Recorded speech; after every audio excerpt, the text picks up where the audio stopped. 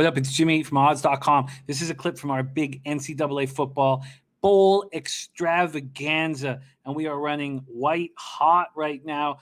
We break down the 8 games on January 1st and January 2nd, the 8 bowl games. To watch the entire show, hit the link at the bottom of the screen. It's available exclusively on odds.com.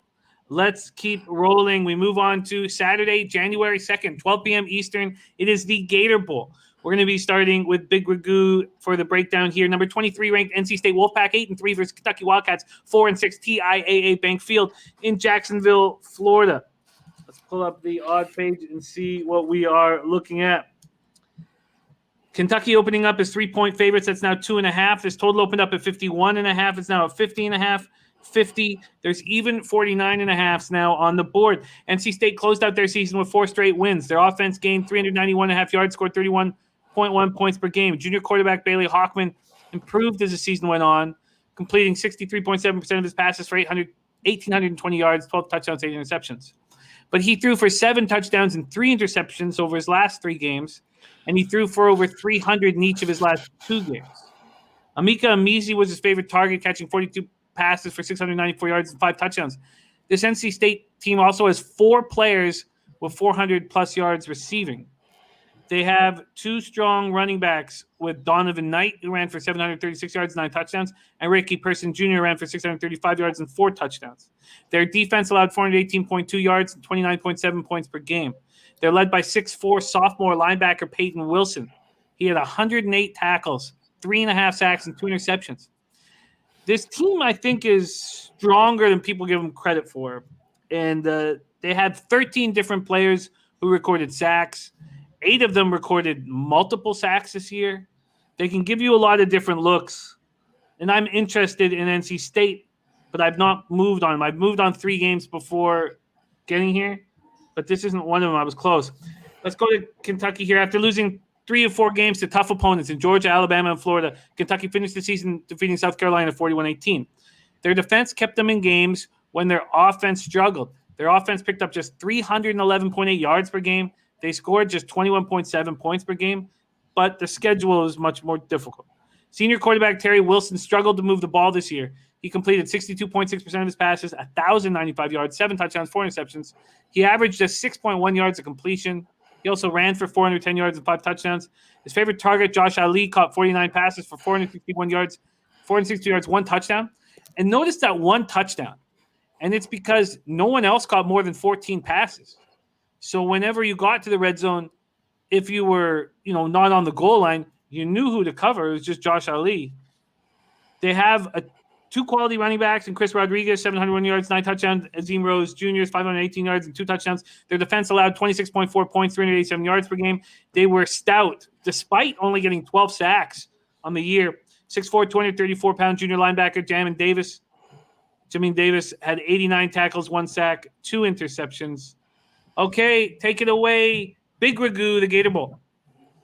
You talk about Kentucky playing some tough customers. Well, they get another one on deck because NC State put together a nice little season. And you talk about Hawkman, he threw an interception in every game except for, I think, when they played Georgia Tech was the only time he didn't throw a pick. But he still developed nicely. I like what they did up at NC State this season.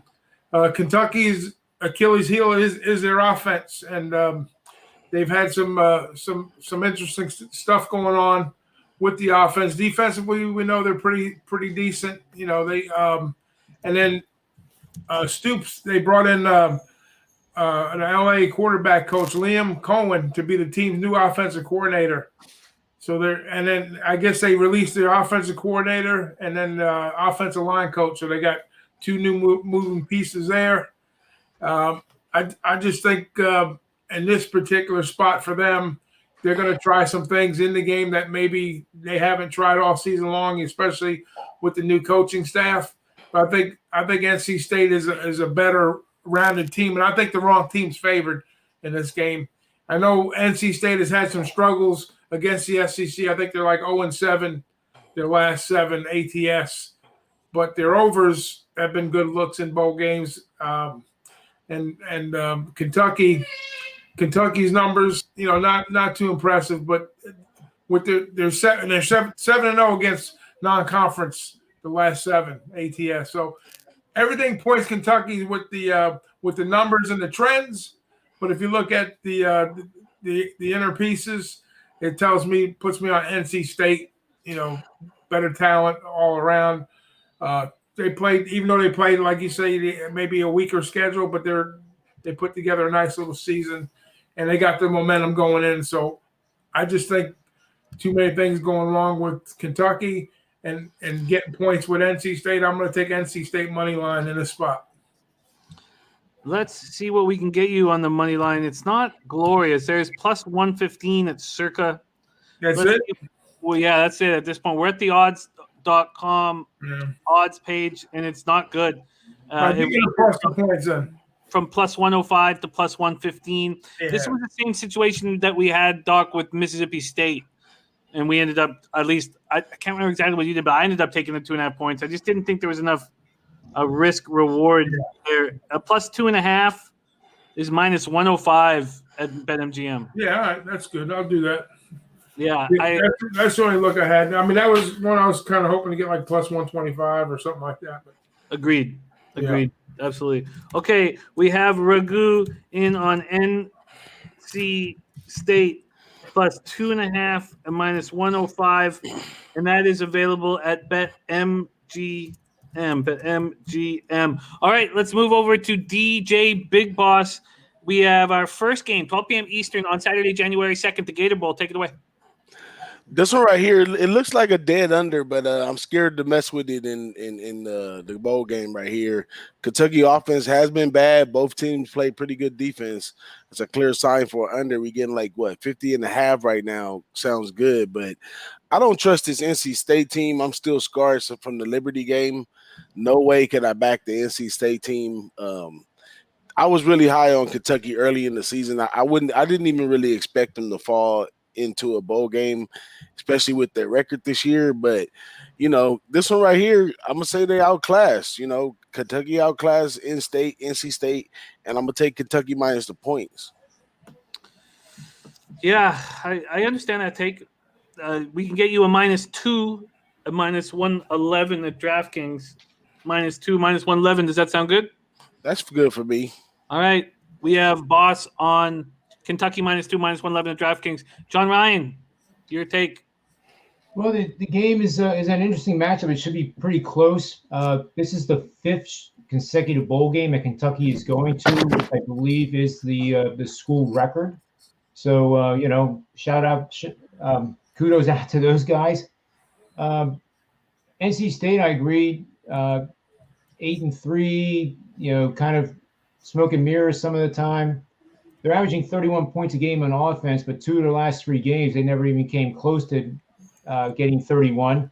And in the game they scored 38, I believe, against Syracuse. And we know Syracuse was dismal. So as you can tell where I'm going with this conversation, we're going to the under. And Kentucky is 11-1 under, facing good passing teams. And by that, I mean averaging 250 or more passing yards per game in all games played in the last 3 seasons. And we find out, too, that Kentucky is 11-2 under in road games after allowing 275 or more rushing yards last game. So that gives you the bounce back play, too, that supports the under. NC State is 45-25 under after gaining 100 or less rushing yards in their last game. And I have a system, too, that I'll share with you guys. Bear with me 1 second here. Here we go. We have playing under in neutral field games, where the total is between 49 and 56 points, with the team winning 4 or 5 of their last 6 games, non-conference game between 2 teams from major Division 1A conferences. So that would be the infamous Big 5 for the most part, the Power 5. So that has hit 71% winners on a 60, 23, and 2 pushes record. So you can mark me down for the under, Jimmy. Let's get it for you. The full game under for John Ryan here. And This makes sense to me. Let's see what the market move on it is. It's moved from 51.5. There is even a 49.5 on the board. Let's see what we can get you, though.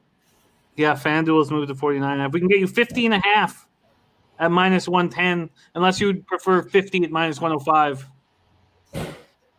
What was the first one? 50.5 at -110. I'll take that. John Ryan is on the under 50.5 -110.